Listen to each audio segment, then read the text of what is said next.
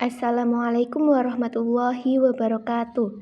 Kami dari kelompok 4 akan menerangkan materi tentang teks negosiasi. Dalam sehari-hari, kita kerap menemui kegiatan negosiasi seperti saat di pasar, saat mengantar ibu. Kamu pasti pernah melihat ibu kamu melakukan penawaran dengan penjual saat akan membeli sesuatu.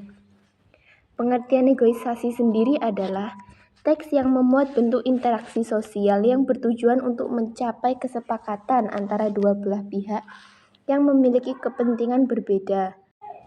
Kalau ditelaah dari pengertiannya, mungkin kamu sudah bisa menebak ya.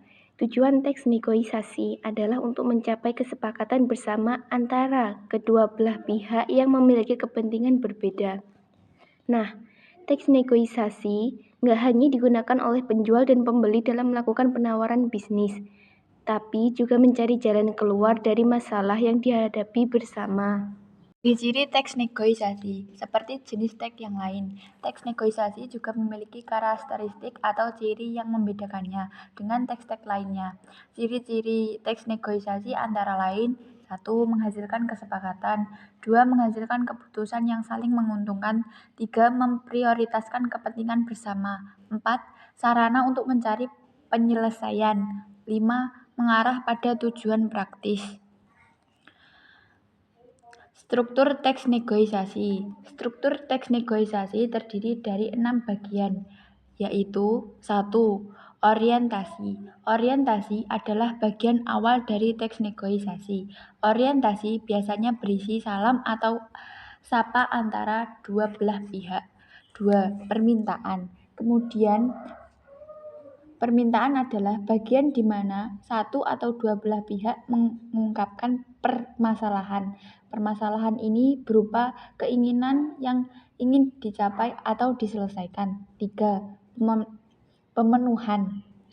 Pemenuhan adalah bagian di mana satu atau dua belah pihak dapat memenuhi sebuah permintaan atau tidak.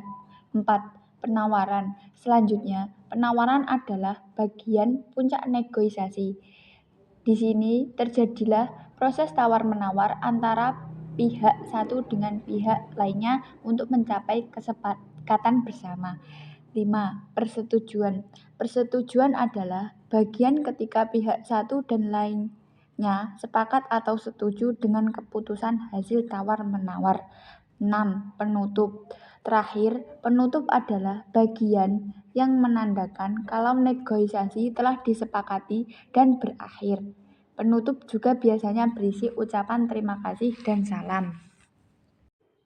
Jenis-jenis teks negosiasi ada 3, yaitu 1. Teks negosiasi lisan. Jenis teks negosiasi lisan dikemas dalam bentuk dialog, contohnya seperti percakapan sehari-hari atau dialog tentang penawaran atau kesepakatan antara dua belah pihak.